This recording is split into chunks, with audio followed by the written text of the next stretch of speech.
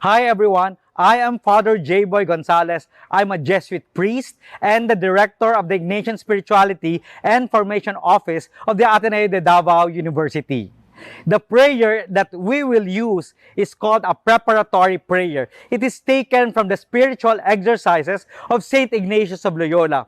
Jesuits usually use this prayer to begin classes, meetings, spiritual activities, and events. It says that whatever we do should begin and end through God. And that is exactly what we want and hope for in this activity. May I ask the Catholics to mark themselves with the sign of the cross, while the others might put themselves in their own proper disposition. And so, in the name of the Father, and of the Son, and of the Holy Spirit, Amen. Dear Lord, we ask you to help orient all our actions by your holy inspirations. Carry them out by your gracious assistance, that every prayer and work of ours may always begin from you and through you be happily ended. Amen. In the name of the Father, and of the Son, and of the Holy Spirit, Amen. Enjoy this event.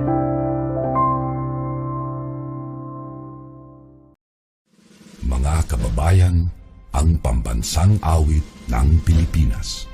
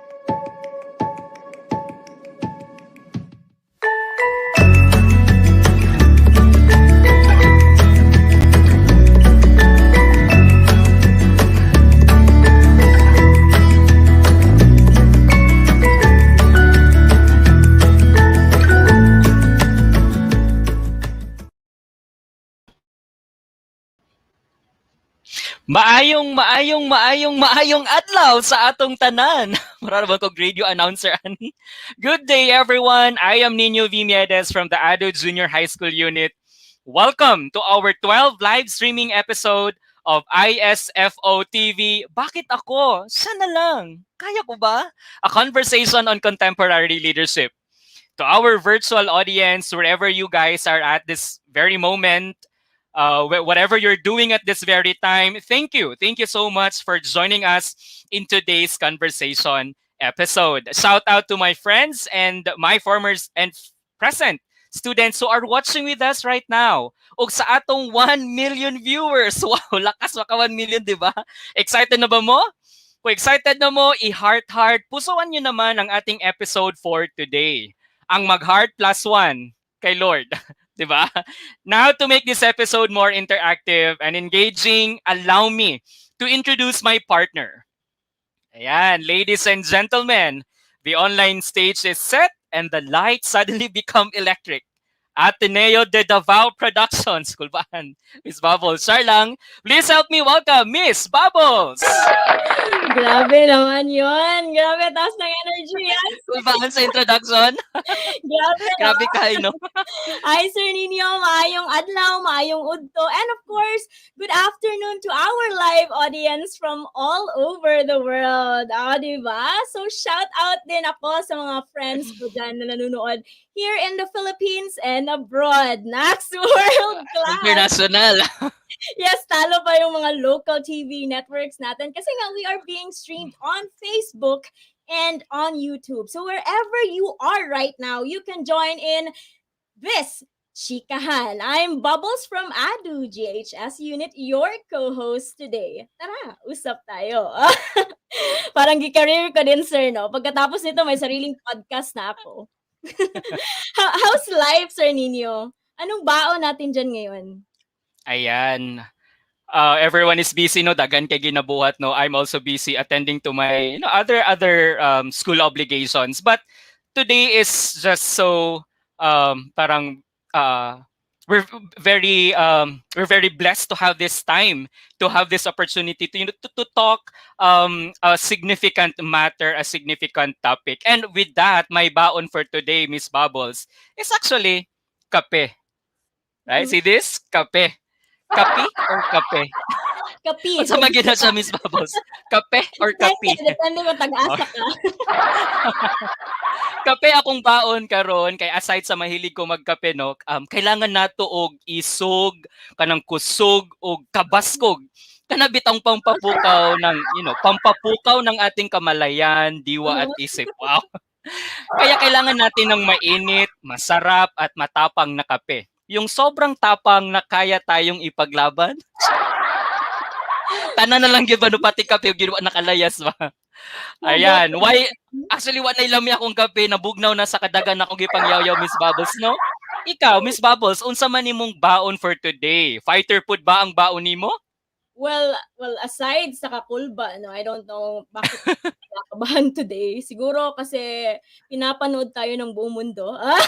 Wow. I am here, honey citron tea. Oh, social. Wow, lakas makati. In a pineapple container. So, para naman mas condition ang aking throat, no, and aking voice. Kasi parang medyo, tingin ko lang, mahaba-haba at masayang usapan to, Sir Nino. Well, how about our live audience out there? What's your baon ba while watching or listening to this conversation?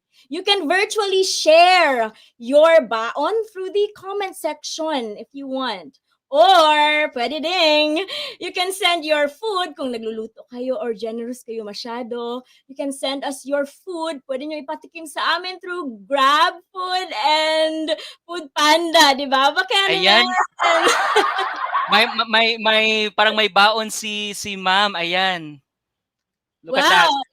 Wow, si Miss from Miss Zaina. Cookie. Hello, Miss Bubbles and Sir Nino, watching from Davao City. Hi, Miss Cookie. Yeah, Miss Cookie, anong baon nyo today sa ating conversation? Thank you for joining us. Ayan. Okay. So, Sir Nino, anong gagawin natin today? Ayan, ito na nga, Miss Bubbles. Wow, lakas maka ito na nga, no? Ito na nga, Miss Bubbles. Nganong naaman ta diri, nga mausad actually akong panguntanan, no? Bakit ako? Kaya ko ba? Bakit parang kasalanan ko? I like dahito movie dahito no salida dahito. Pero seriously Miss Bubbles, when hosting this episode no was initially assigned to me, I actually said no. O di ba artista lakas makano? Pero nag-no ko kay I am not sure. Actually, I am not sure if mabuhat na ako ang expectation, ang kaninga work. So what made me say yes, or what made me altered or change my decision to host this event is just I just held on to the trust that Miss Neng has for me, di ba? And I believe that Ateneo has formed me enough to be responsive to real life challenges, a typical attribute of a sui generis leader. Wow. Diba? Maninood man ka, sir. Kung makakuha na lang yun, no? Kung maka-typical attribute ba? Pero bitaw, ikaw ba, Miss Bubbles, do you have the same feelings? Yes, sir. I also doubted myself, no, and asked this question, bakit ako? Si ano na lang po. Kaya ko ba? Parang, you doubted yourself. But I also held on to the trust of our assistant principal for formation. No? Ginaisip ko na lang na exposure na lang to, no? So, baka may makakita dyan na manager, kunin ako. Ayan. Maging artista tayo. Hindi bitaw. And of course, I consider this as an opportunity to grow. Kung mo grow.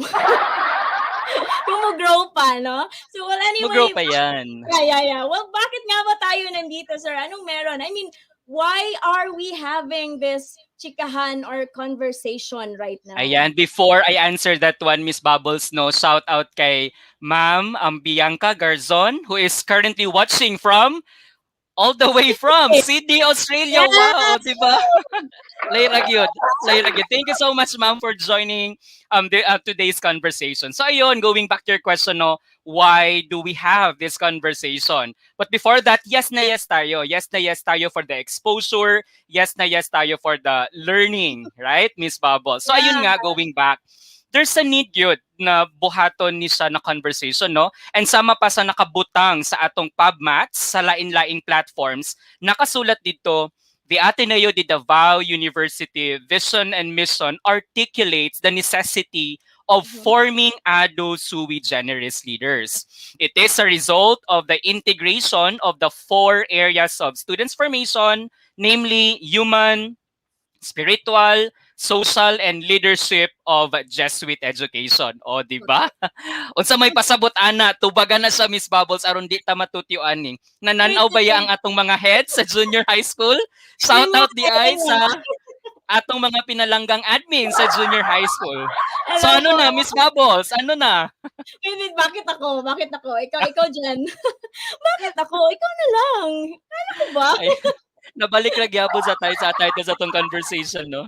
So based on what I recited on the necessity of this conversation on contemporary leadership, nagapakita lang gyud, no, na how Ateneo de Davao is dedicated to forming leaders of the now.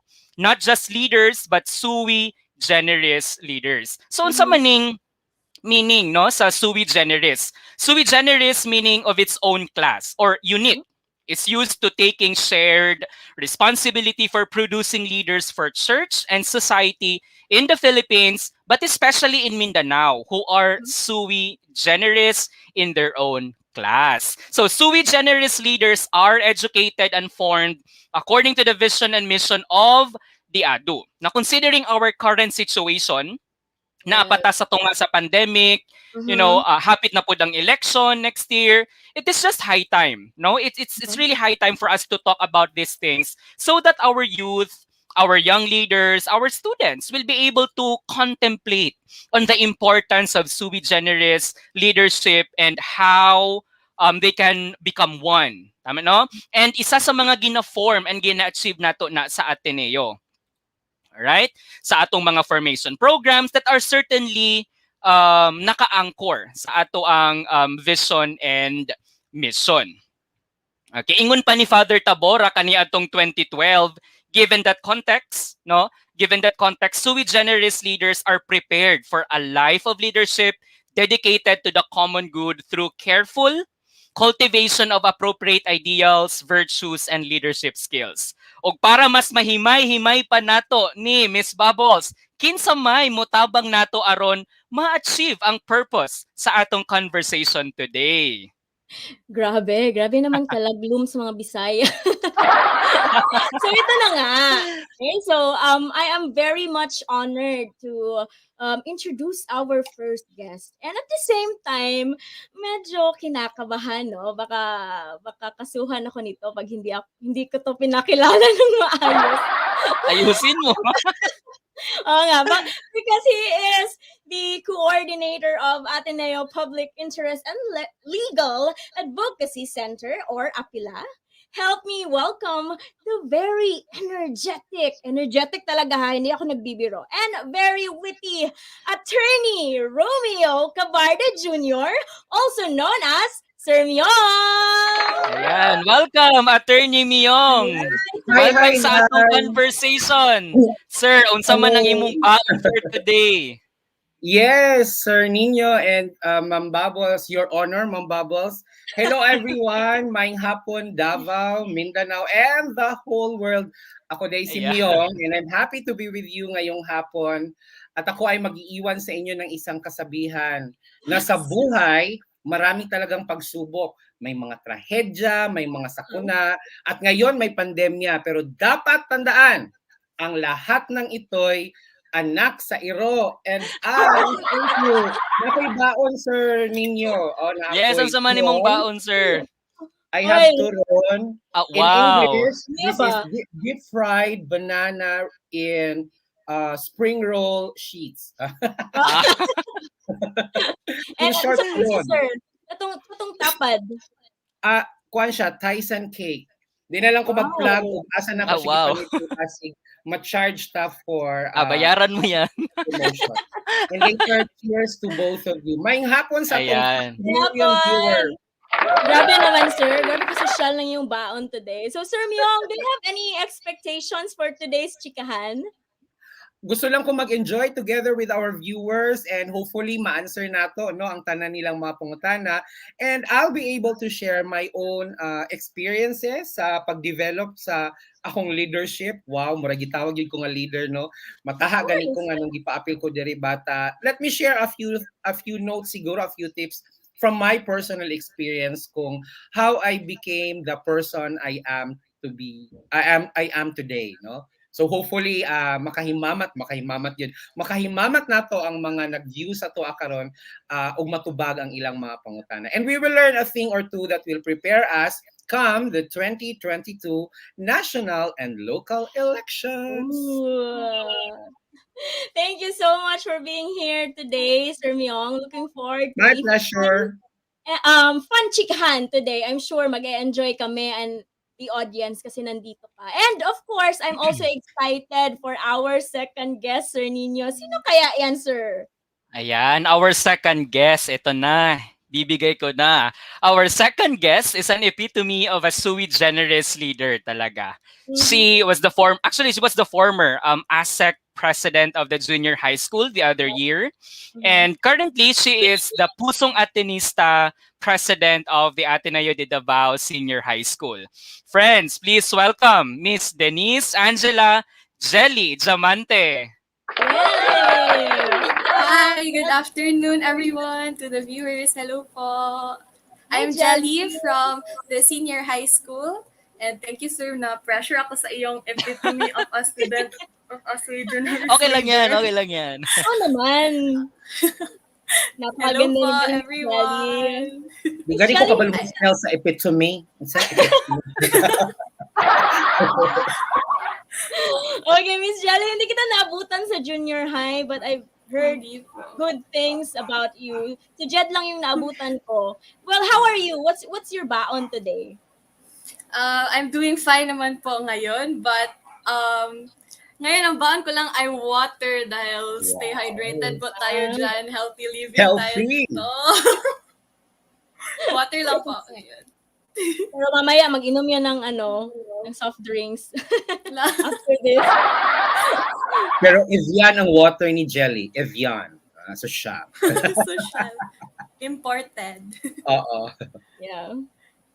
So yun po. Okay. I'm very happy to be here and very honored po to be here to be able to listen to the speakers and to learn from them as well. So thank you for inviting me, ISFO. Ayun lang po. Ayan. Yes, we're also honored to have you with us today, Jelly. No? But we would like to know, Jelly, if you have expectations or what are your expectations for today's conversation? So for today po, actually I'm very nervous right now, but I'm very excited as well kasi this topic really interests me and it really touches a topic that is really close to my heart. So I'm very excited and I'm very sure that I'll learn a lot of things today. So I'm looking forward to talking with you guys today. Ayan, thank you so much, Jelly. And for sure, you'll be able to share also your experiences, no? Considering we have young audience also who are watching with us today, right? Thank you so much, Miss Jelly. Miss Bubbles, kinsa man ang mukumpleto sa atong panel of guests for today's conversation? Bigay mo na. Well, ito na nga. Siguradong miss na ito ng taga-junior high. Because he's the former Ateneo de Davao Junior High School Assistant Principal for Formation. And He is now the principal of the Ateneo de Zamboanga University. Please help me welcome Brother Jeffrey Pioquinto, SJ. Ayan, welcome, Brother Jeff. Welcome to our conversation, Brother Jeff. Quick Thank question lang, you. brother.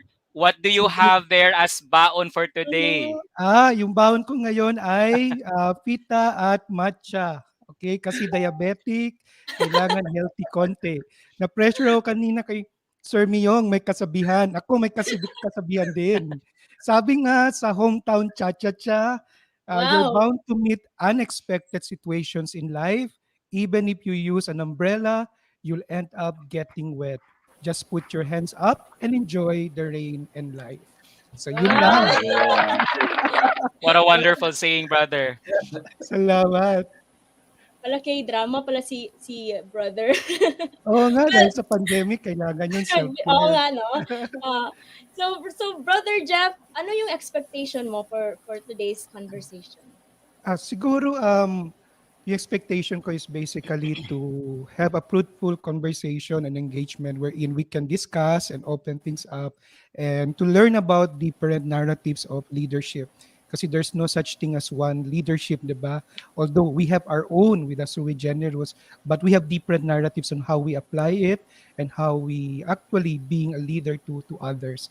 So I'm expecting a fruitful discussion where we can share and listen with each other's narrative.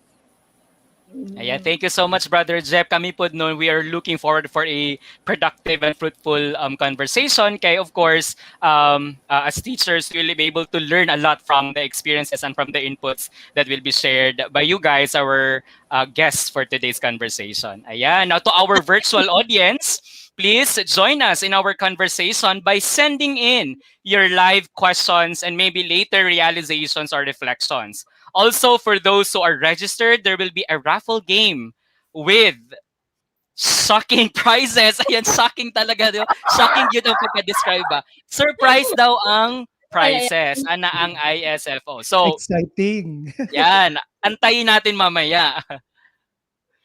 correct ka dyan, Sir Nino. To those who registered in our chikahan talk or conversation today, we will give some prizes from the raffle draw winners towards the end of this conversation. So please stay tuned. Malay mo, manalo ka ng house and lot, Wow. or our latest iPhone 13. Charot lang, baka makatapal ako. Sorry. Sana kasali Joke lang. kami. Oo nga, sana saksay din kami. So let's just say the prices are shockingly surprising. So while speaking of surprise, I'm pretty sure we will be surprised with all the insights from our guests today. Mga bigatin yung mga guests natin today. And I am so excited to hear their thoughts and maybe their hugot in life, kung meron. Now, how should we start this, Sir Nino?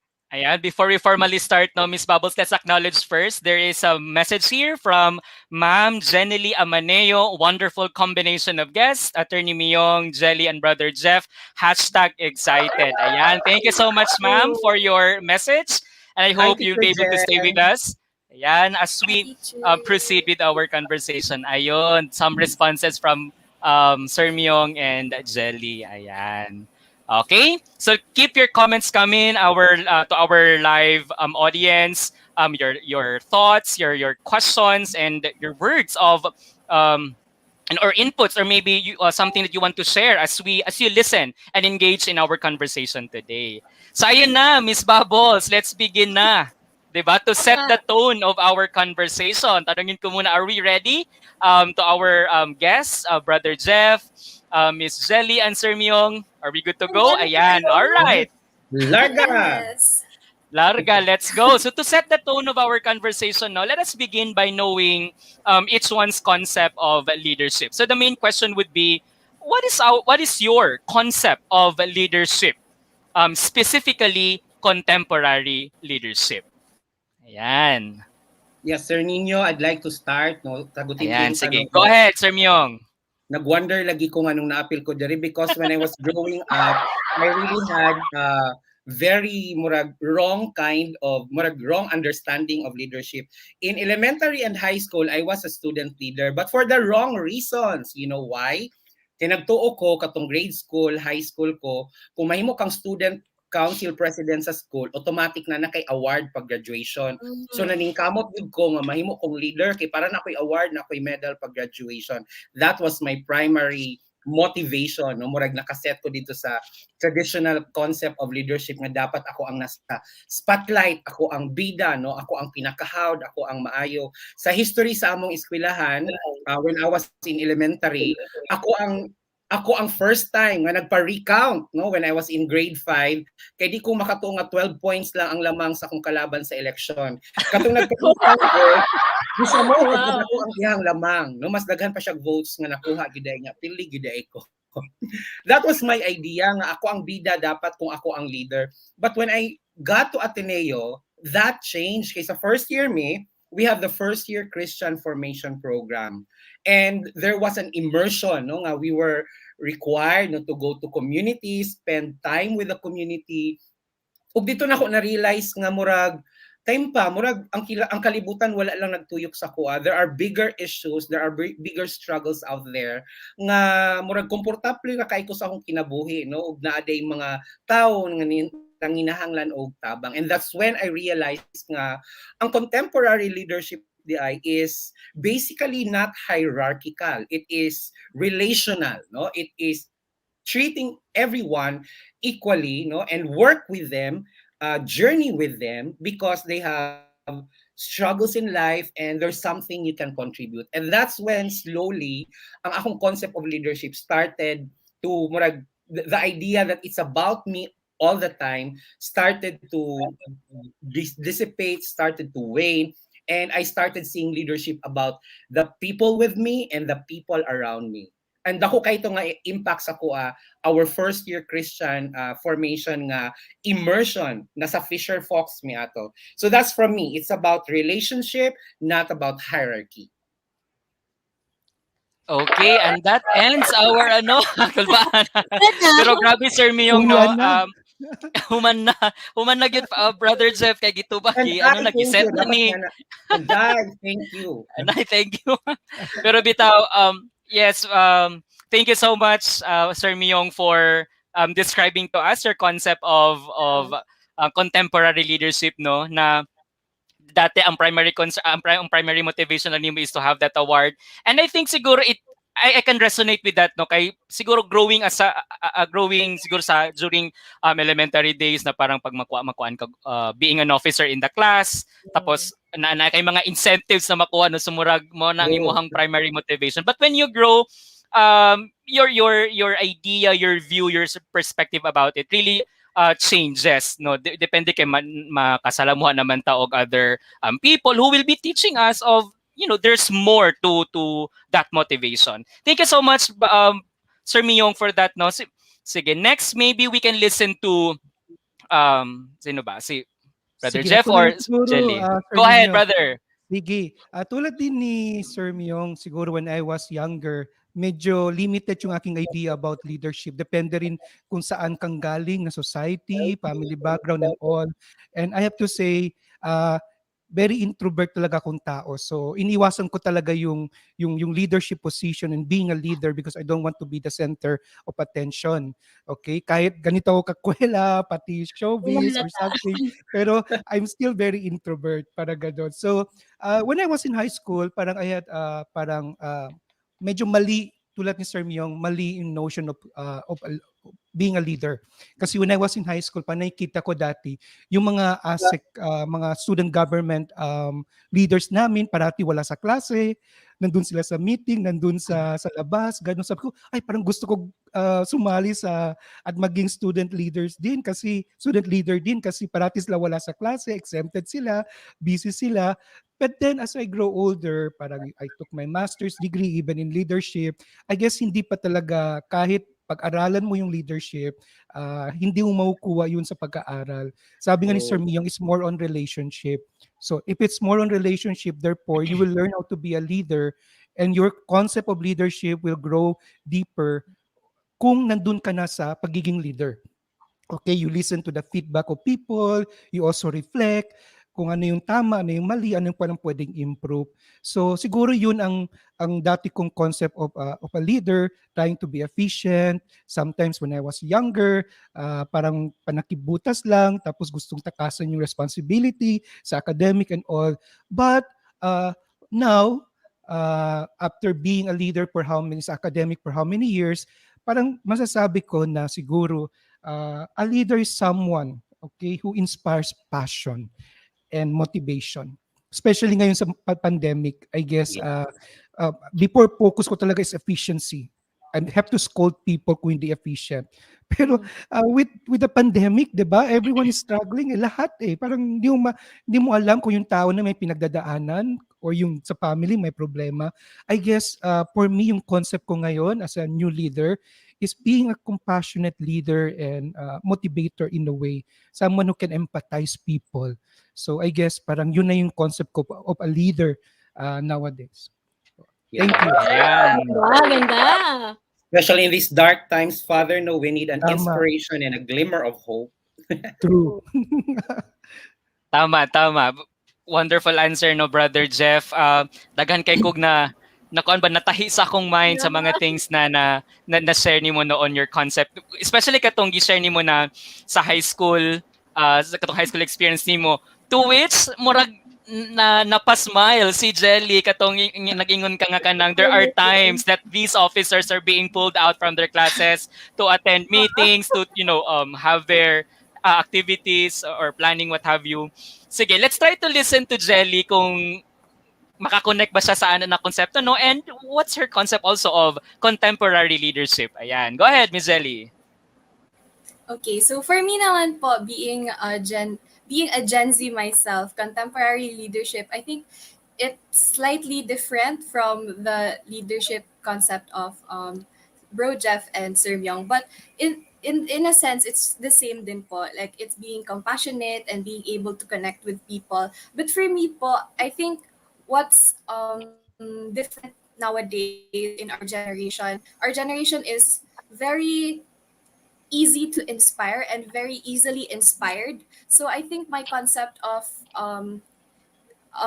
leadership, contemporary leadership right now, is being able to show your good sides and of course our weaknesses as well, and not being and being humble enough to accept that as leaders we are not always perfect, and from that we are able to inspire and empower others that they can be leaders like us as well. And I think that is really right.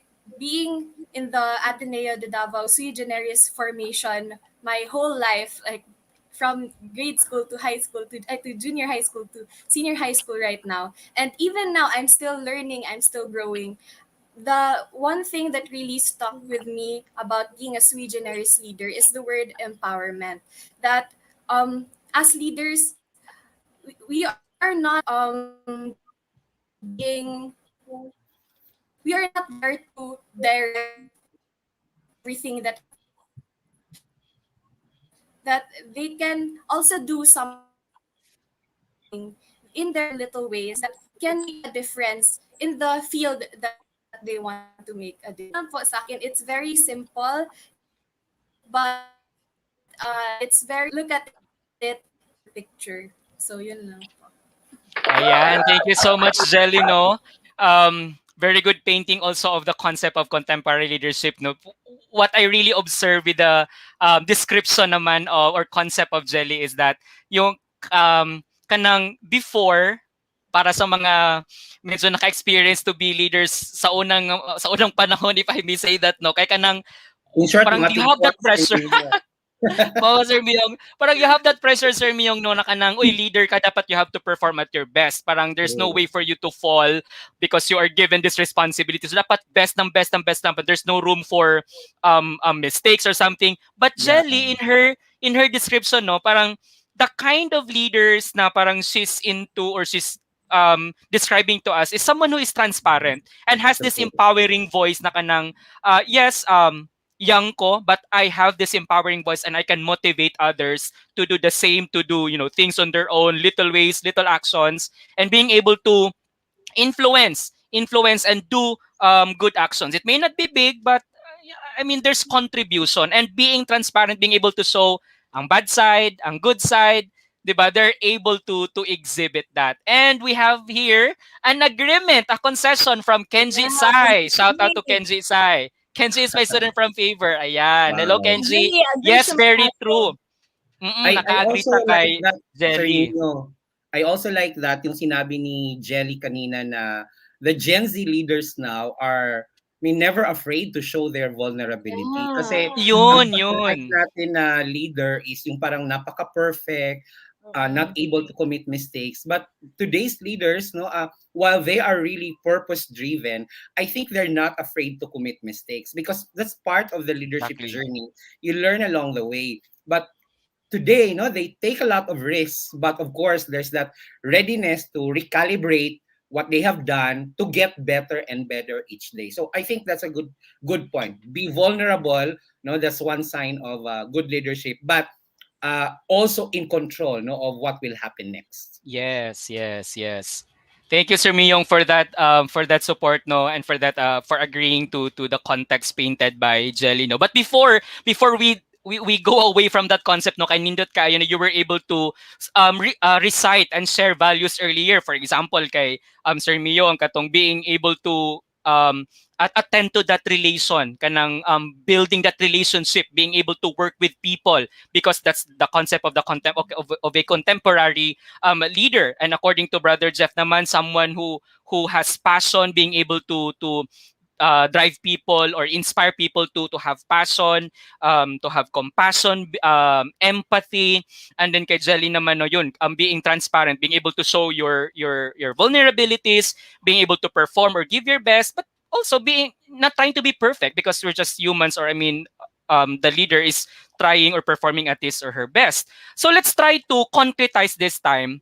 Ano kaya yung mga distinctive values um, ng isang ADDU Sui Generis leader na dapat niyang i-possess in order to respond to challenges and impact younger generations? Ang question na ito ay coming from one of our registrants, no, sinabi niya na contemporary leadership is interesting considering the ethos of the new and younger generation. So yun, going back to my question po, with this, what distinctive value or values does an ADDU Sui Generis leader must possess in order to respond to challenges and impact younger generations? Ayan. Anyone of the three can answer that question.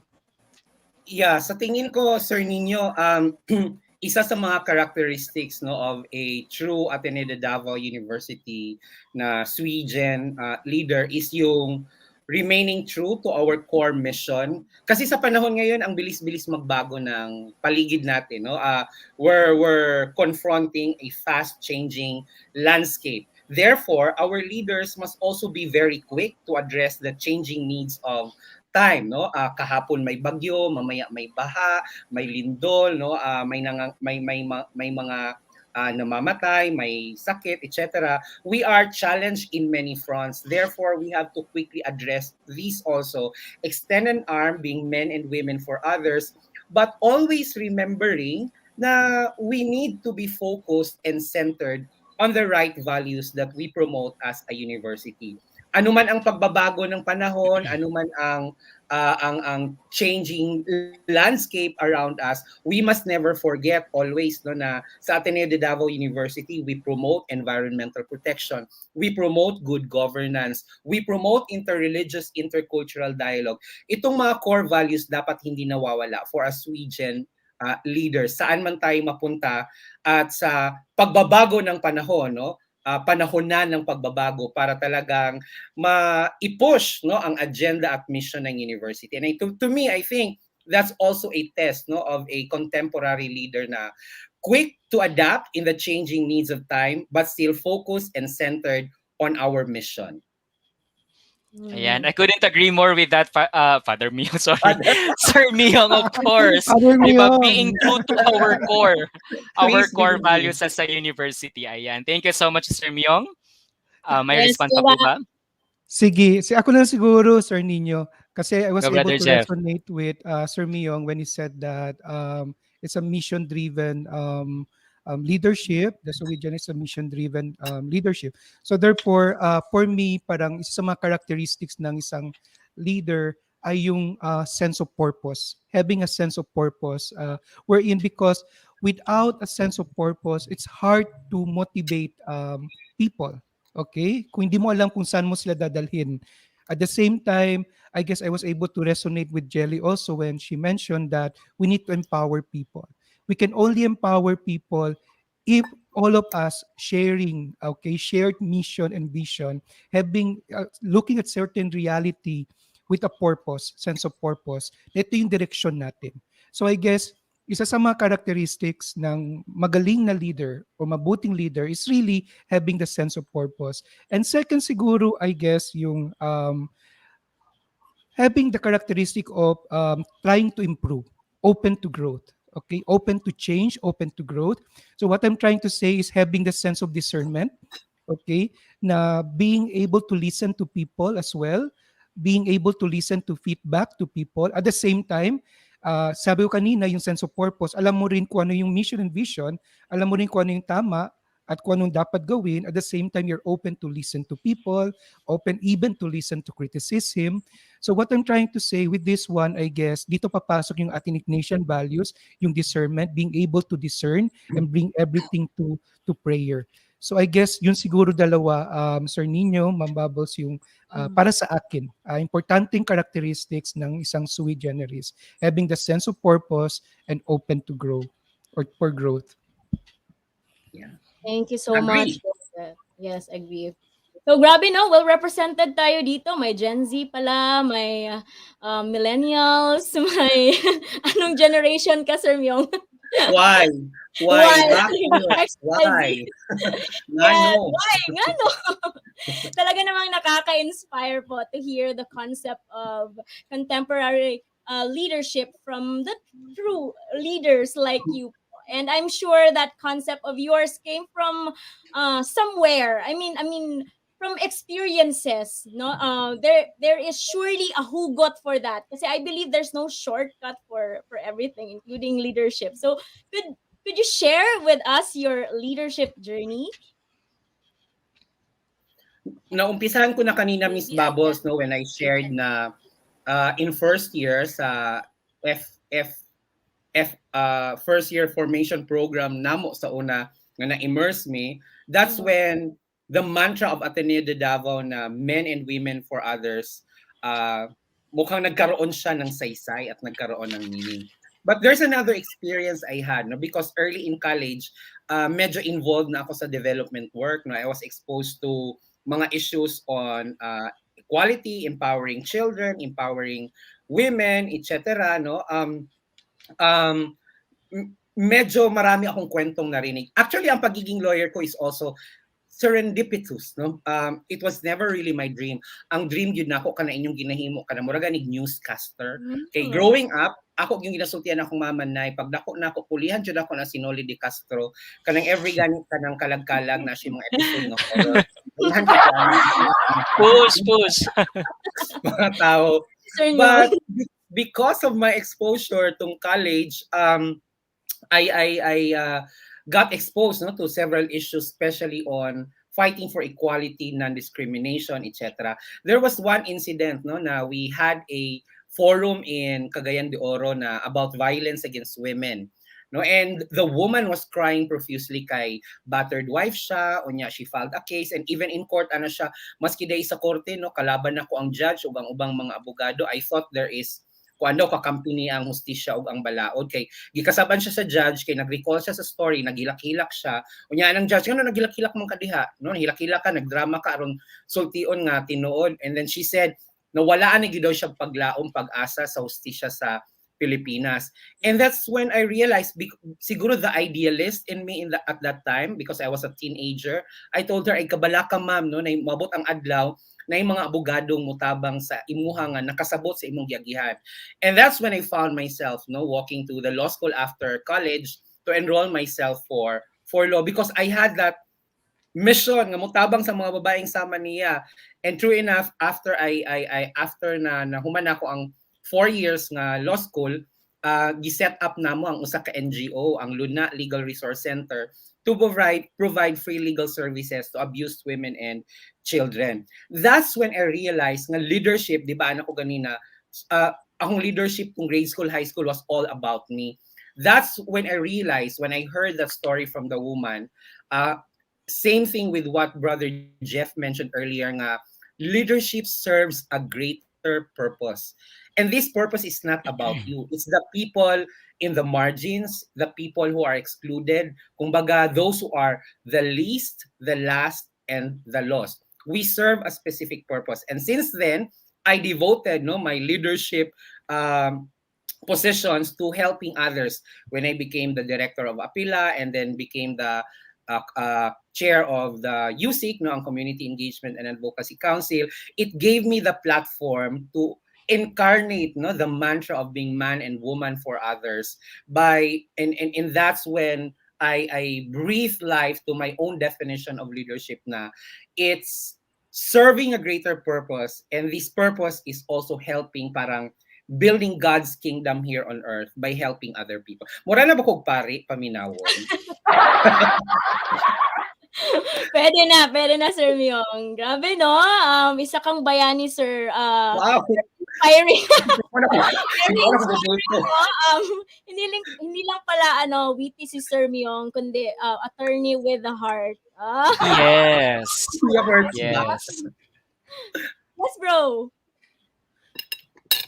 Sige. Yung sa akin naman, I guess, hindi ko na i-share yung journey na kung saan madali magiging leader. Para sa akin, madali maging leader kung may capacity ka, kung nag-enjoy ka, tapos sa tingin mo okay ka doon. Like in a school setting, being area coordinator, being assistant principal for formation, na kung saan meron ka ng parang investment sa studies, sa formation and all. So may mga leadership roles kasi na medyo easy para sa akin. At kapag may binigay sa akin na gano'n, oo agad. Parang ganun. Of course, may discernment. Pero madali magsabi ng oo kapag sa tingin mo, meron ka ng kakayahan para sa leadership role na yun.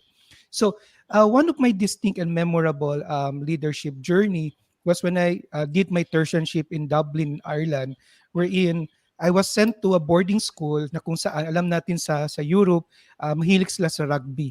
So, when I was sent there, instead, I told the headmaster, the principal, kung pwede ako magturo. So sabi na ay parang wala kaming position na ganun, pero meron kaming position sa athletics, sa sports. Sabi ko, hala, hindi ako athletic na tao. Ang alam ko lang yung badminton, yung parang yaya badminton. Yung, alam mo yung yaya badminton, parang walang score, palok dun, palo dito, and chess, what else, badminton, and table tennis. Yun lang yung mga sports na sinasalihan ko. Pati hindi pa talaga siya pang competition. So sabi ng headmaster, Brother Jeff, can you handle as assistant coach ng rugby team natin? So sabi ko, anong rugby? Ang alam ko lang rugby sa Pilipinas, masama pang rugby. And at the same time, wala akong kwan sa sports. Pati wala akong kwan sa leadership in leading people in sports. But as you all know, as we have a vow of obedience as a Jesuit, I said yes, pero mahirap. Kasi una, wala akong kakayahan, walang motivation. But how can I lead people na kung ako mismo hindi alam yung rules ng rugby? So overnight, for 1 week, I have to study rugby. And then, ganun na, naglaro ng mga bata. Parang pagod na pagod sila. Sabi na, bro, time out. Ako pala dapat magsabi nun ng time out. Pagod na pagod sila doon. So, medyo mahirap. Parang it's a very difficult situation for me. I was in a very difficult situation. And I have to learn right there and then. So, di ba sa leadership, dapat meron ka rin capacity. Hindi lang pwede na, oo, tapos hindi mo naman pala kaya. So kailangan din ng konting discernment. Pero sometimes for you to grow, you need to go out of your comfort zone. For me, somewhat, I cannot say that I was really a good coach kasi hindi talaga ako athletic in nature parang gano'n. Pero parang I've learned, I was very open. And ang kwan ko lang talaga for my students to not really, mas marami pa silang alam sa rugby, but then motivating people where I'm good at as a formator, di ba yung pep talk ko, parang ganun, parang intramurals, parang grabe yung pep talk ko dun sa mga bata. So yun ang kaya kong pwede bigat, to motivate them, what else to really guide them into right path and all, and into prayer. Kaya sabi nga ng mga bata, ng varsity player, ano ba ito bro, recollection or practice? Hindi. Kailangan after and before practice, parang kailangan natin mag-synthesis, parang gano'n. I think kung si Sir Nolly from Davao na nakikinig, gano'n yung ginagawa ng mga ibang mga coaches sa Davao, di ba? Formation ng ating athletics, hindi siya hiwalay sa dimension ng spiritual, social, and psychological. So yun ang ginawa ko rin. So after practice, meron kami parang kwentuhan, parang sharing, synthesis, and all. So parang doon ako magaling. I may not be good in the sports itself kasi yung coach talaga, head coach ang trabaho nun. Ako sa formation. So I was able to find myself by being open to change and to go out of my comfort zone. I hope it makes sense. Grabe bro, no? Ano talaga, IPP is a way of life. True. Yes. Yes. We have here a comment from Sir Ralph, and he said, "Where God guides, He provides." Tama, di ba? Tama. Okay, so true. Thank you Tama so yun, Sir much. Ralph. To go where there's greater need. Yeah. And from Campus Ministry Office, also an Ateneo Sui Gen leader, live by being strong in faith. Fortes in fide. Yes. Wow, thank you so much for your participation, audience. No, we appreciate that. Keep it coming lang. Comment lang ng comment. Okay? So, thank you so much, bro, for sharing your journey. Okay? So, how about Jelly? Okay.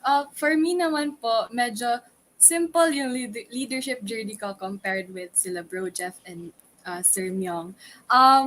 Because I started by becoming a class president in grade 1. It really, so I can really say that I've been, hi Isaiah. So for me po talaga, I've been a leader in the Ateneo Junior High under the formation of the Sui Generis Leaders in the Ateneo. So ayun nga po, I started as a class president in the grade school, given small tasks like maglista sa board ng noisy standing playing, gano'n. Or magtulong sa teacher mag-check ng papers, gano'n. I started with very small tasks that made me feel empowered. And this is where I took my idea of leadership na I really loved the feeling of being empowered. I loved the way it made me feel, and I loved being able to help others through using what has been given to me, the position that has been given to me. So that's where I started becoming a leader. Tapos when I was in grade 5, I ran for student council, and I won as the assistant vice governor, and then for grade 6 I ran for governor and vice governor. But in the grade school, we were given like small tasks as well. So mag-lead ng general assembly, mag-role play sa stage. But during that time, I was so amazed by what we can do. And that's what I really love about being in the Ateneo under the ADDU Sui Generis Jesuit formation, because we are as early as grade school, I was able to appreciate that. So that I can be a leader in my own little way, and it started growing. My passion for service started growing when I went into the junior high school. I was a grade level rep for 3 years, grade 7, grade 8, grade 9, and then I ran for president in the ASEC in junior high school. And then I was able to this is in the junior high school. There I was able to experience talaga like yung challenges na talaga in leading. For me po, wala naman masyadong challenges sa environment, but it was more on with myself. The challenges that I've faced was more on having self-doubts if I can really do what is expected of me. And I think that is very prominent when it comes to leaders my age. So I'd like to share lang po na I was able to overcome that. Though I am still like battling the same challenges right now, But came to realize as a young leader in the school na it's okay to not be perfect, in a sense, like in leadership kasi everyone looks up to you, and you're put on a pedestal as a leader. But you have to uh for me po, I realized that we have to be humble enough to accept that we are still growing as leaders, and it's okay to make mistakes because we are in the formation years. And what's important is how we respond to the challenges that we made. So yun po for me. Thank you Ayan, so thank you much. so much, Jelly, Um, for sharing your experiences. Also kay Brother Jeff and kay Sir Myong. yeah. Ayan. What is Ang common daming sa kanilang tatlo? Siguro no, they all took risk, no? Si Jelly yes, from yes, small yes. Actually, task there to are a big. lot of challenges. 'Di ba? There are Mm-hmm. a lot of challenges that came along the way in their leadership journey. Ayan, shout out kay Ayan, my fan, Jelly. si Ayan, my Jelly. Ang fan. My galing! fan si Jelly. Ayan, naka-relate sila sa Ang galing experience si si Jelly. Jelly. Yung Aha. as To I all was my saying, yun nga, Miss fans. Bubbles, no? Ayan, nga na there were a lot of challenges that came along the way in the journey Mhm. shared to us by our guests, no? Miss Jelly, Brother Jeff, and Sir Myong. And we were able to learn a lot of things na sa kanilang mga actions, sa kanilang contribution, and to the problems that came along the way. So we would like to quickly parang catch lang that moment, no? That moment in your leadership journey na parang um apart from those that you have already shared earlier, were you able to exude the leader in you? Parang with those challenges that came along in your journey, meron pa bang mas parang i-great doon sa challenge na yon? Was there a time na you had your parang greatest challenge, and how did you encounter that challenge in your journey? Well, definitely, we have greater things in mind. Ultimately, as a leader in Ateneo de Davao University, Sir Nina and Ma'am Bubbles, you want to see the vision of the university come to fruition. No, yung ini-envision niya na Mindanao that's prosperous, Mindanao that's peaceful, Mindanao where peaceful coexistence exists. No, I believe these I mean you'll find satisfaction in your leadership pag nakita mo na the small ways you're doing now will eventually contribute in building that kind of Mindanao, that kind of Philippines, that kind of society that we envision. I must say that the road towards that is littered with so many challenges, but I don't think it is impossible. No? I think it's really possible with leaders now like Jelly, who are not afraid to commit mistakes and committed to reach the goal and the mission. And that's one thing na gusto nating makita. And sometimes lang it's so frustrating na going towards that vision ng Ateneo de Davao University, you'll see people who would dismiss what you want to achieve, or would even distort your vision, or would even parang disregard kung ano yung what you hold na mga principles that are very important, kasi we know that the society is diverse, and everybody is entitled really to share their piece. But I think that's what we're cultivating in Ateneo, in the culture of dialogue. Yun lang, na-frustrate ako minsan as a leader na in advocacy, for example, and community engagement, ang dami-dami mong pangarap para sa lipunan, para sa bayan, but we're moving slowly, inching towards these goals, and along the way, ang dami-daming frustrations. At yun ang nakakapadismaya. But I think what we learned in Ateneo is really not to give up hope. I learned in Ateneo de Davao na when you reach the end of the rope, tie a knot and keep on hanging. And remember na sa Pandora's box, ang hindi lang lumabas at ang naiwan ay ang pag-asa. Because even ang hope mawala sa atin, then that would be the end of us. And it's our vision and mission that keeps us going, that gives us this hope. Mm. Ayan, thank you so much, Sir Myong.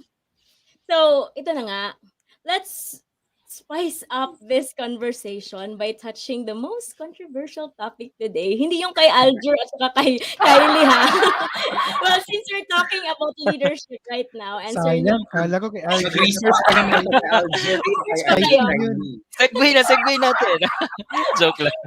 Okay, so Sir Myong talk about vision and the challenges of the society today. And since the national election is quite near, may ilang months na lang, no? I'm curious to know if what kind of leader do you want for 2022?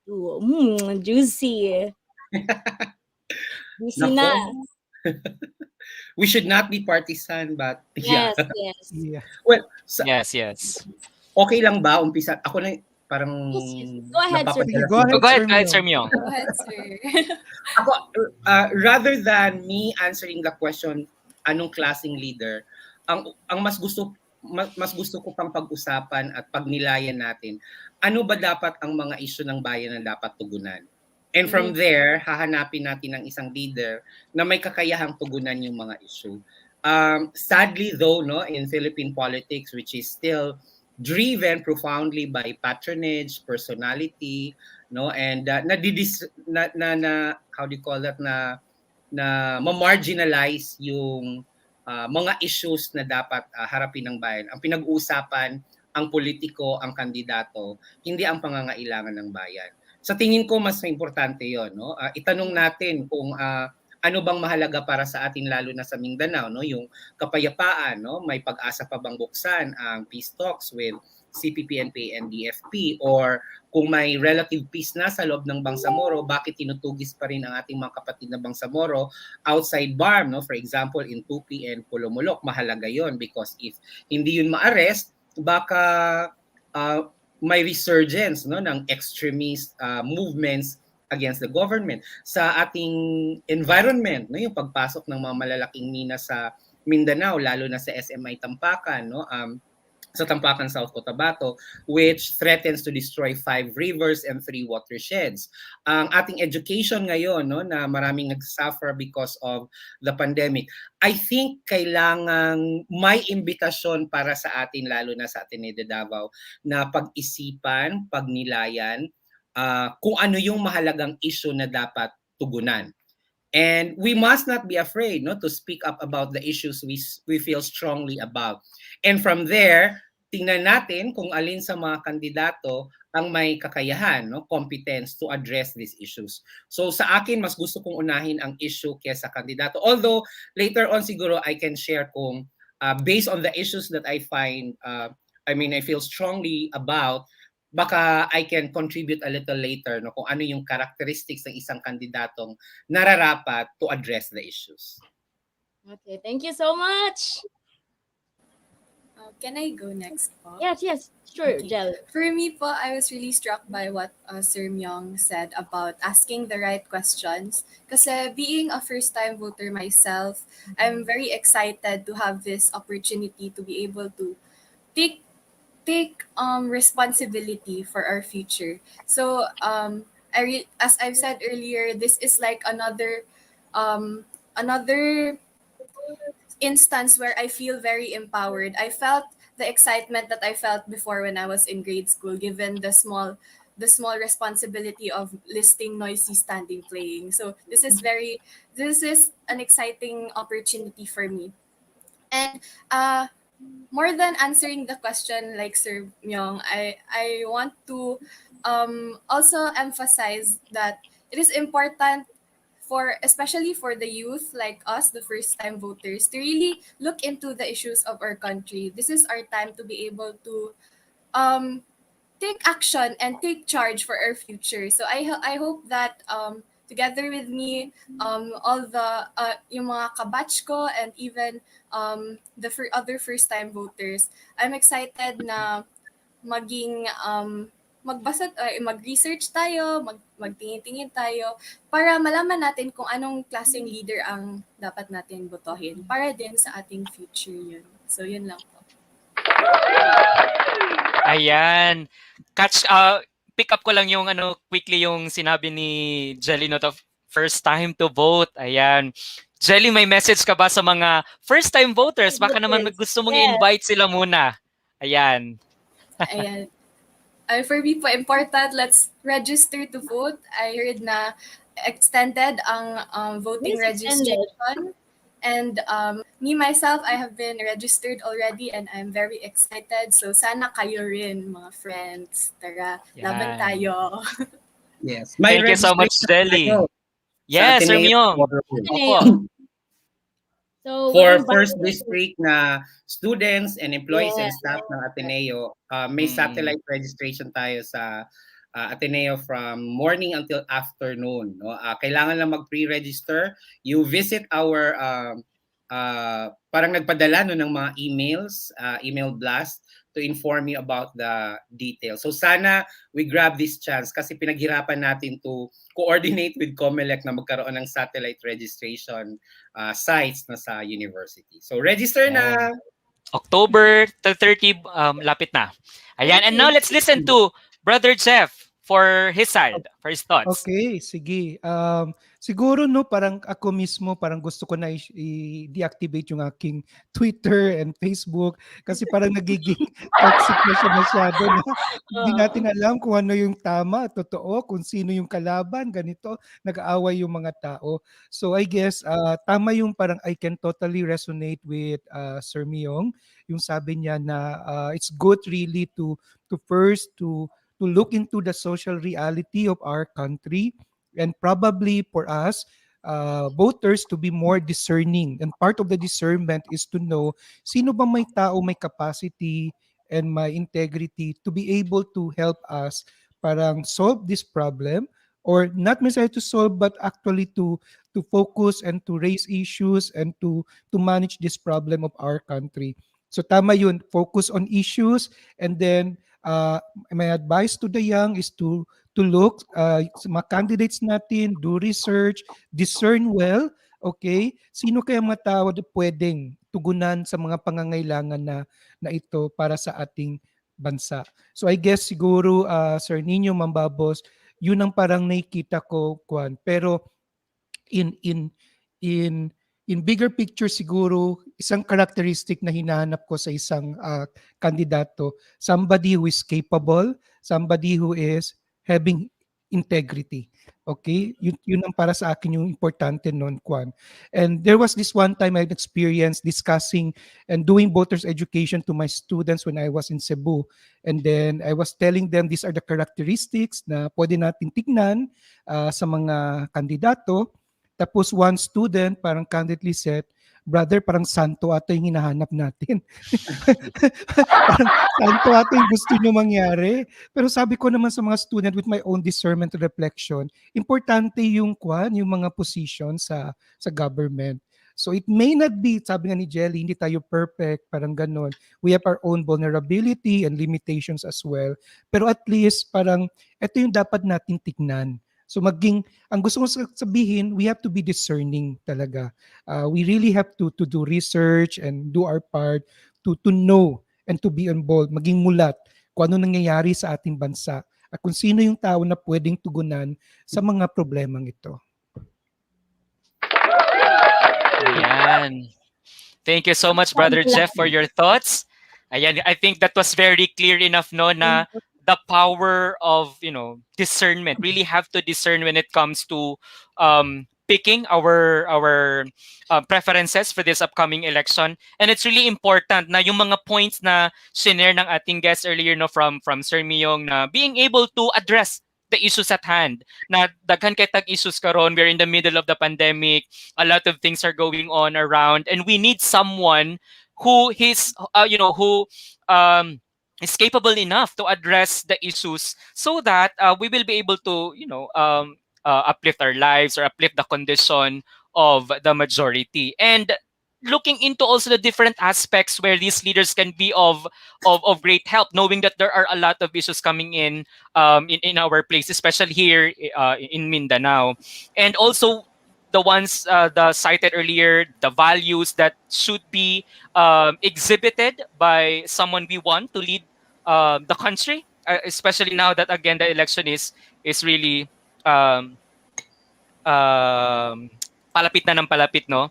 And yun, there's an emphasis from Brother Jeff, no, integrity from the leaders that we will be choosing. Ayun. So since Brother Jeff already mentioned that one, no, parang ano yung value, distinct value na parang gusto mong makita in a leader that you want to vote for this coming 2022 election.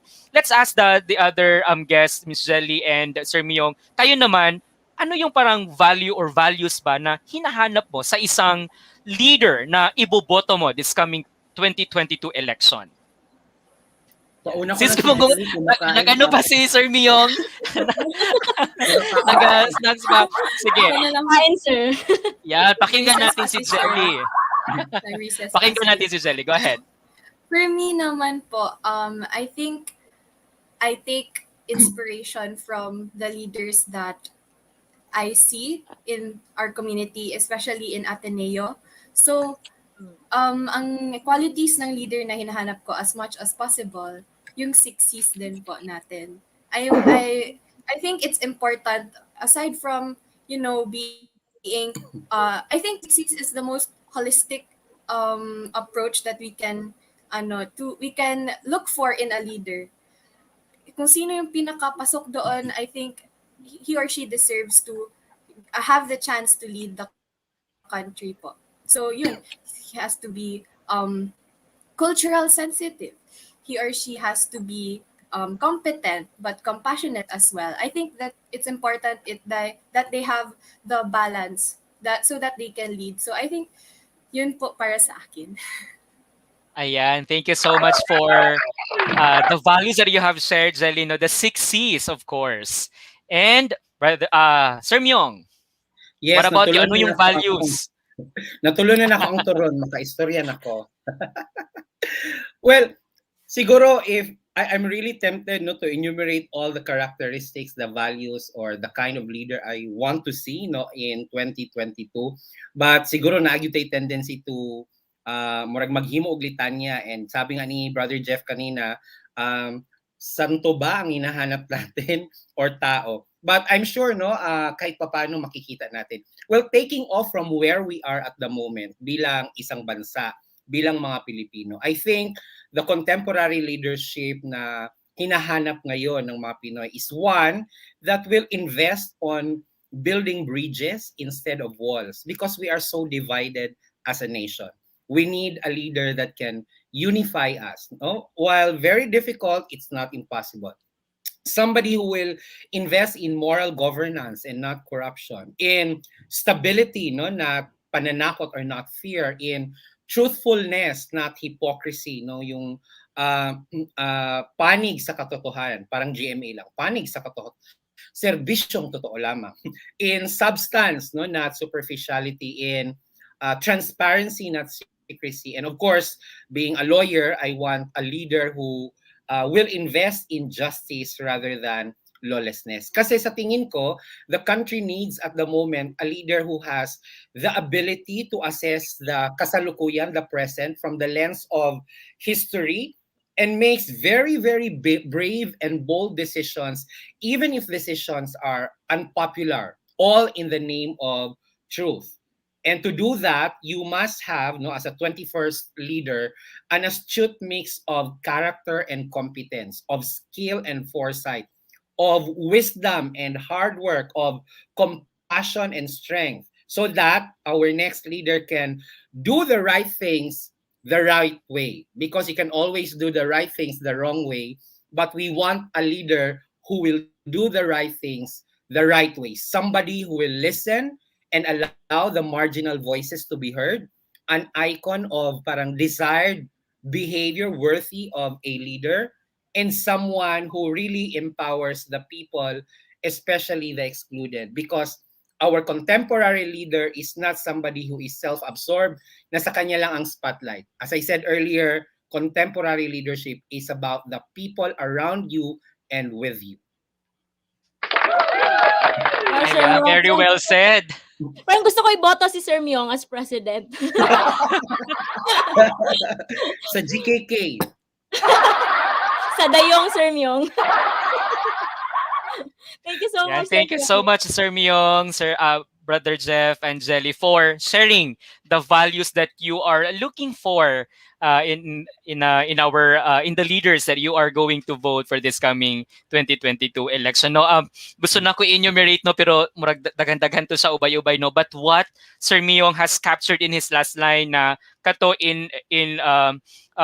with regard to the contemporary leadership that we are aiming for, we look for someone who who can empower the society, who has this discerning power, who is able to look into the different aspects of things and weigh things and have achieved that balance.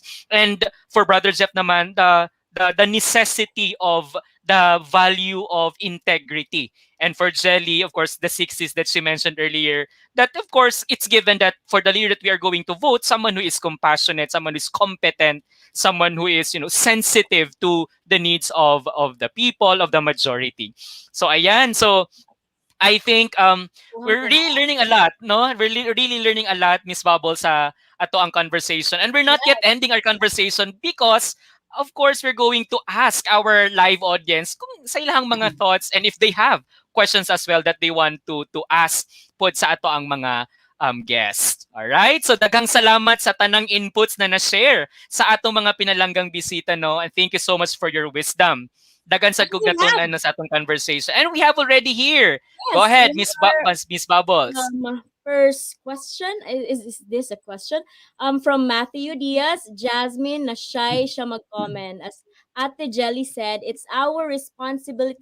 It's not a question. Okay, it's our responsibility as part of the youth to take charge of our future and for the future generations. Register and vote if you're eligible. Encourage your older friends and family members. Yes, correct. And we have the voice and platform to bring awareness and call to action. Do research and be aware of the candidates. Ayan, may pa-advise na. Thank you so much for that. Another one from Ma'am Jenely Amaneo. Leadership strikes the balance between magis and cura personalis.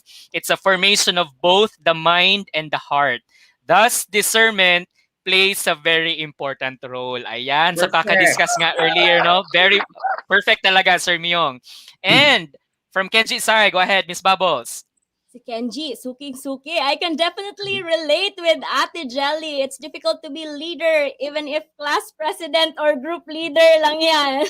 Yes, of course naman. Wag lang, yes, tama naman talaga si Sir Byong. Wag ilalang. Mabigat na role, mabigat na responsibility. Ayan, from G. Ochiha.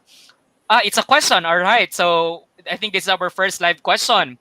From G. Ochiha, what is the difference between contemporary and traditional leadership? Ayan, difference daw between contemporary and leadership, contemporary and traditional leadership. Ayan, sige. Anyone can answer the question po. Go ahead, Sir Myong.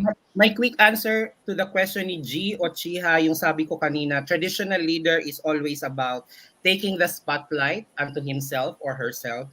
But contemporary leadership is about taking the backseat and allow people to be empowered because, again, as I said, contemporary leadership is not about you, but it's about the people with you and around you. Hashtag issue, hindi politiko. Tama ba? Ayun. Tumbok na tumbok, issue not politiko. Ayan. Alright. Okay, so I hope Ma'am G, Sir Myong was able to address your question about the difference between contemporary and traditional leadership. Yan, baka may ma-share pa, Brother Jeff or Jelly. Para sa akin, I'm not sure kung may kaibahan ang traditional leadership or contemporary leadership. Siguro depende sa kung ano yung need ng society, kung ano yung nakakabagay na characteristic ng isang leadership. Pero in a sense, with my experience, traditional leadership in a way focuses on output, but then contemporary leadership also they're trying to balance between output and the process itself. That's why para sa akin yung contemporary leadership focuses on relationship, on empathy, communication, diba? Empowerment, rather than just focusing on output and efficiency. Ayan, thank you so much, Brother Jeff, for your thoughts. Ayan, And may another follow-up question. Go question ahead. tayo. From Kim Bravo. In your many years in the Ateneo, what was the most striking moment that make you realize, oo, kaya ko to, and fueled your intention to lead and serve the community? Ah, What a practical question. Sige. Ako, anyone? ang maalaala mo Can pa I Yes, yan. Jelly. please po? Okay. Ayan. For me Ayan, go po, ahead, Miss Jelly. it might sound very simple, but when I was in grade 10, I was the president of the student council, and one of the main roles of the student council was to organize the fiesta for the school fiesta. And at that time, I was very together with my I was very nervous to if I was doubting if I can do that, because to us high school student, organizing as a very like one of the biggest school events was very scary to me. But um when I looked around me, I realized when I saw the empowered leaders around me, when I saw that I have the other club presidents beside me, dun ko na-realize na, oo, kaya ko to. Pero hindi ko kaya pero kaya ko pag kasama ko sila. So I think that connects with my concept of contemporary leadership, that it's more that like what bro Jeff say it more bro Jeff said, it's more the journey together with the people around you, growing together as leaders, learning from each other, learning from your mistakes, and growing outside your comfort zone. It's the journey rather than, yes, we had a successful fiesta. It was grand. It was memorable for the but more than that, it was journeying with my fellow leaders and seeing them grow with me. Ayan. Thank you so much, Zalino. Gusto ko yung part na when you're the leader, it's not just about you. It's not about what the effort that you have poured, but it's more of a team effort. Kasi pag leader, 'di ba, may mga kasama man 'yan, 'di ba, Jelly, sa ASEC, may mga different roles and different tasks na gina-fulfill. So it's not just about you being on the spot leading the group, but it's the entire circle who contributed to make the goal achieved, right? Napakaganda. Thank you so much, Jelly, for that. What about Brother Jeff or Sir Myong, may ma-share kayo about the question Like of Team add Bravo? something. Yeah. Sige. Ako na, brother. Sige po, kayo na lang, sir. Sige, yung leadership journey ko sa Ateneo, there were a lot of occasions na I almost gave up. No, parang feeling ko hindi ko kaya. Feeling ko ang bigat-bigat na ng Pasan Ko Ang Mundo by Sharon Cuneta. Kasi when I led, for example, the Community Engagement and Advocacy Council, lahat ng kasama ko sa council were all my mentors, mga teachers ko. So I'm the youngest member. I have to facilitate yung mga debate, mga exchanges, may mga maiinit na pag-uusap within the council. And then parang ako nagre-referee, parang feeling ko, ano ba to, lahat ng mga nanay at tatay ko, ang anak ang nagre-referee sa away nila, no? Or when Father Joel came, no, ang alam ko lang were issues of women and children, but I had to learn and understand environmental laws, yung mga batas tungkol sa lumad, sa Bangsamoro, because as council chair, no, we're confronting a lot of issues, and I need to understand and know all these issues, at least, no, appreciate the issues. Pero lahat yon baliwala when you see, no, the fruits of the university's work, no, the collective effort of the university. Nakikita mong may pinatutunguhan, may pinupuntahan, may impact sa buhay ng mga tao, no. I remember fully well, no, nung kasagsagan ng Typhoon Pablo in 2012. Not sure if many of you were with us in Ateneo at that time. That was the most massive relief operations na alala ko.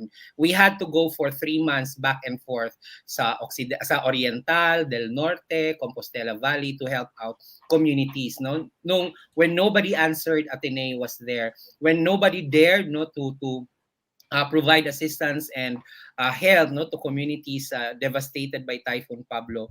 We were there. Nagkaubusan na nga tayo ng driver at a certain point, and I had to take on one of our mga sasakyan para mag-deliver ng relief goods sa Moncayo. And yung comment ng isang matandang babae na sabi niya, "Hay, salamat sa Ateneo, naagyo di ay Ginoo, gigamit mo nga instrumento para matabangan ni." To me, comments like that gives you a lot of inspiration, gives you more energy to work hard, because people see God in the work that you do. And people appreciate the goodness of God through the goodness of the people and the institutions na naging instrumento para mabigyan sila ng pag-asa, mabigyan sila ng sa konting tulong na bibigyan sila ng pag-asa. I think that keeps me going.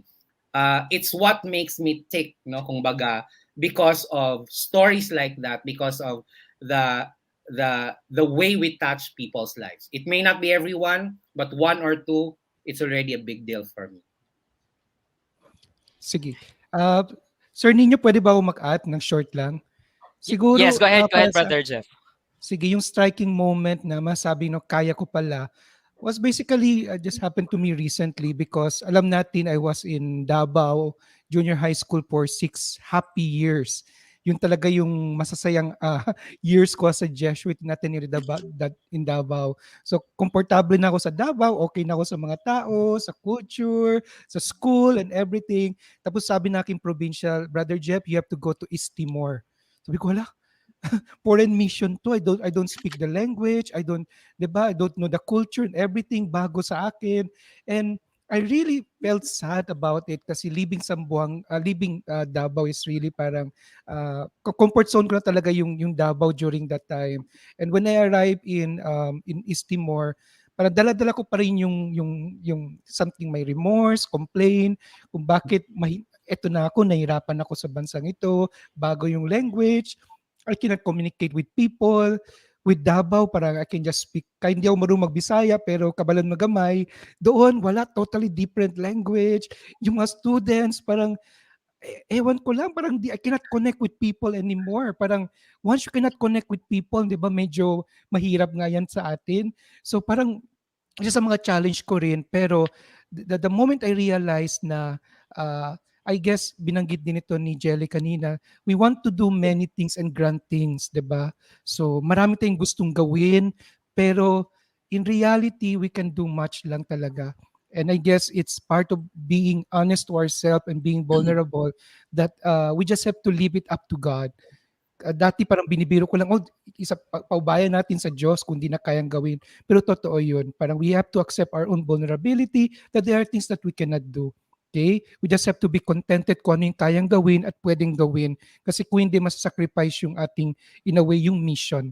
So, what I'm trying to say, para sa akin, the moment I realized na kaya ko pala, when I realized na yung parating sinasabi sa akin, bloom where you are planted.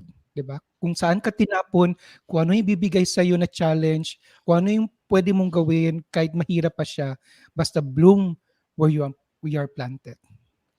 Ayan, thank you so much, Brother Jeff. Anong hashtag, Sir Myong? Anong hashtag? Bloom where you are planted. Ayun. I think we all have to agree to that, no, na yeah, we really have to bloom where we are planted. Kaya who knows na ang mga opportunities ay nandoon din, right?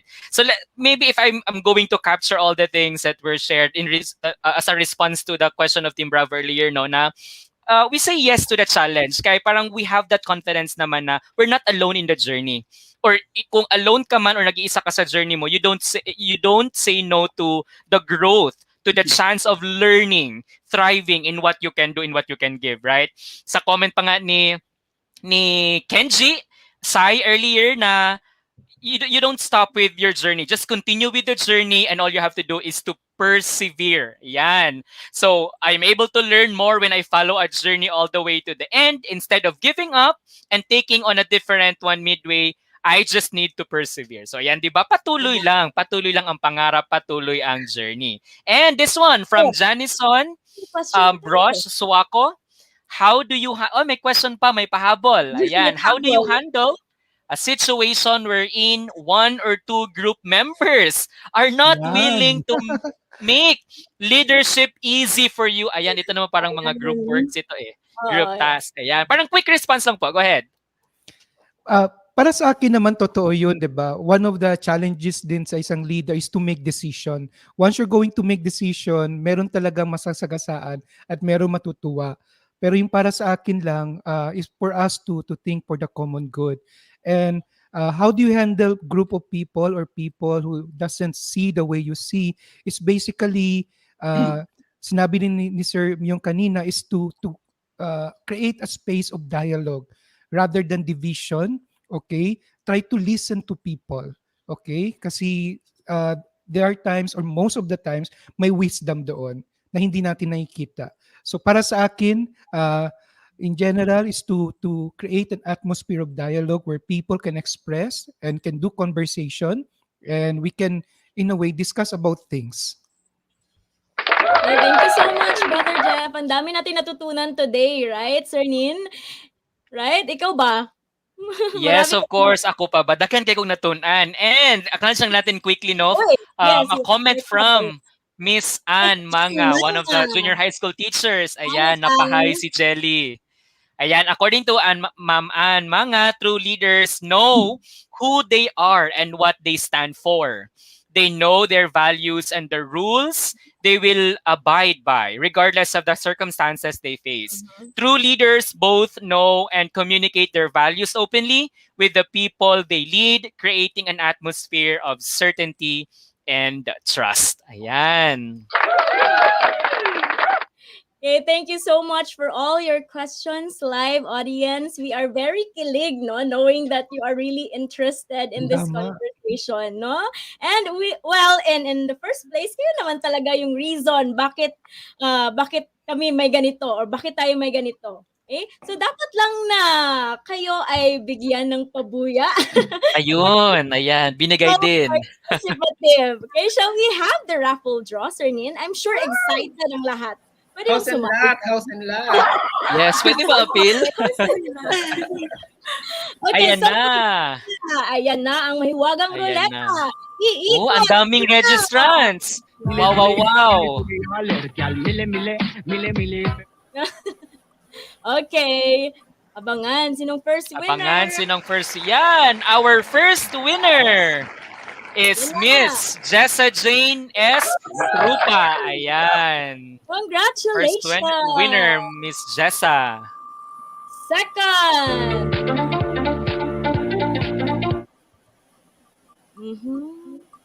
Dun-dun-dun. Pangabang, abangers. Congratulations to Miss Jana Louise M. Allen.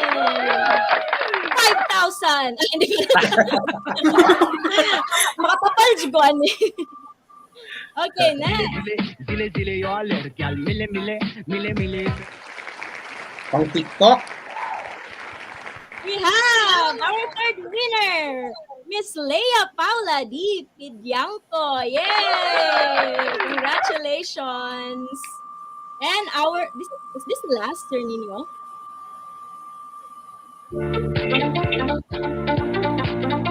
Okay. Last winner. Yes. Malia L. Peter, congratulations! Again, i-email lang po kayo ng ISFO office sa inyong prizes. Okay, so thank you so much. Ayan, tingnan nyo si Sir Nino.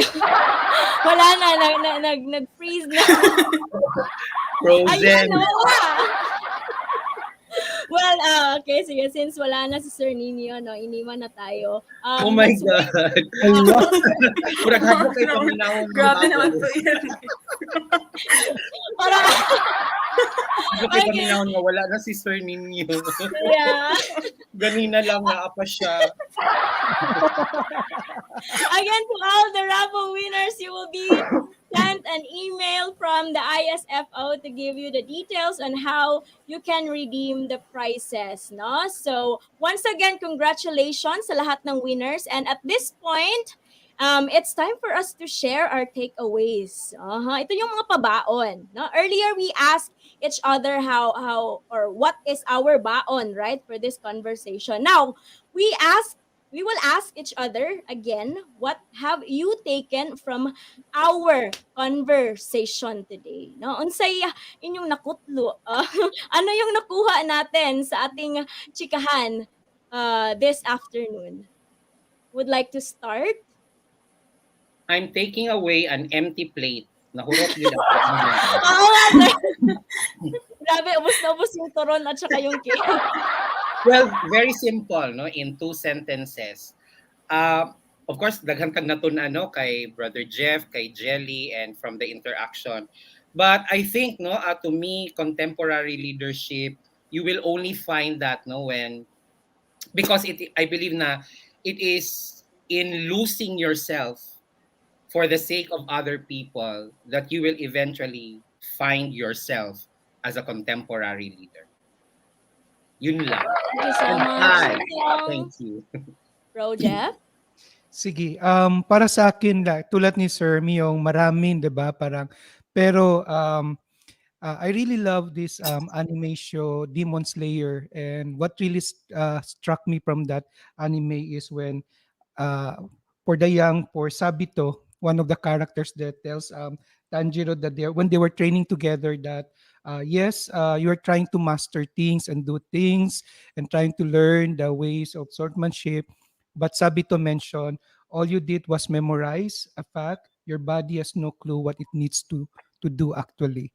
So in leadership, it's not about something that we learn, something that we acquire by blood or something, but it's actually sweat and blood, learning from experience, and trying to be the best that we can in spite of our vulnerability to serve for the common good.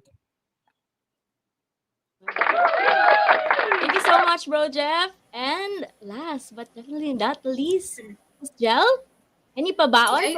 for our audience?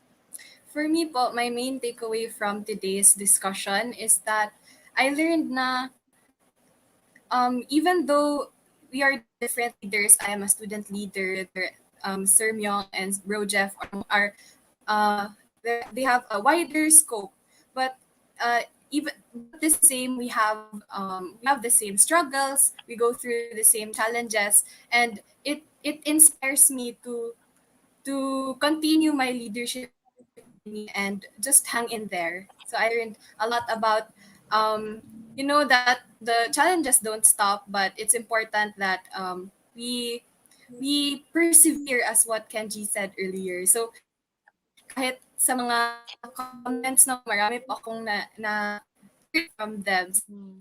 So only from the speakers, I learned a lot the interactions with the comments as well. So yun lang po.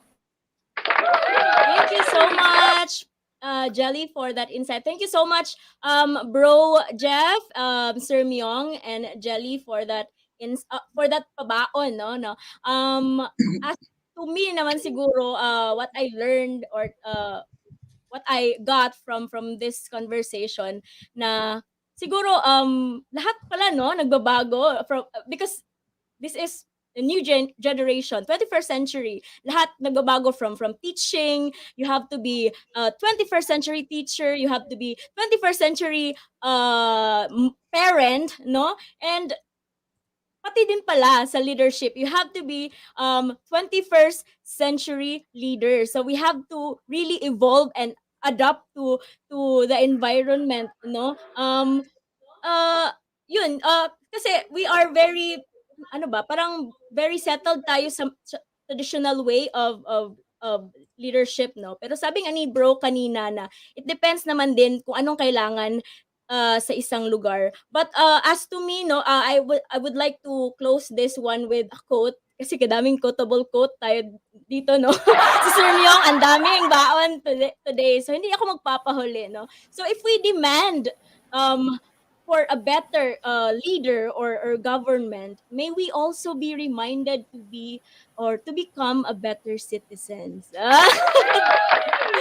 So yun lang, no? And this time, no, for us to let's thank the hardworking and inspiring people behind this program. No, for without them, this program would never be possible. Okay, so let's start with the ISFO. Of course, we would like to thank the Ignatian Spirituality and Formation Office, headed by Father J. Boy Gonzalez SJ, and the tech team. May team ba? The tech team headed by Miss Glyza Del Mundo. Yan. At syempre, the sponsor of today's episode, the Ateneo de Davao Junior High School, specifically the office of the AP Formation, Ma'am Neng Pasilan. Thank you so much for making this episode possible. Ayan. Well, do you have, to our guests, do you have any final message? Oh, of course pala, we would like to thank our virtual guests. Sorry, nakalimutan, no? Dapat hindi kalimutan kasi kasali kayo. We would like to thank our virtual guests for joining us in today's conversation. If wala kayo, wala ito. Okay, thank you to all our virtual viewers from all ADDU unit, especially JHS community, complete, no? Sa aming mga students, colleagues, parents, friends, outside the country and inside the country, o sa mga naglain-lain natong viewers. Okay? And lakas maka-international, di ba? From different Why not? Hello, Philippines. Hello, world. Okay? So, to our guests, do you have any final message ba? Very, very final na ito, na pabaon. Aside Lord, sa wave. to you I commend my spirit. Ana, Lord, to you I commend my spirit. Grabe, Sir Vio. Just thank you Powerful. everyone. Daghang Okay. salamat no, for having us. Thank you this so much afternoon. for Sige. watching. The conversation will continue in many Yes. other platforms. And this has been Miss Lizaya Vin Bubbles Mutok of ADDU GHS Unit, your co-host. And in behalf of Sir Nino, na wala dito ngayon, we would like to thank you for watching and for staying with us. Enjoy the rest of the day. Bye! Bye-bye. Thank you.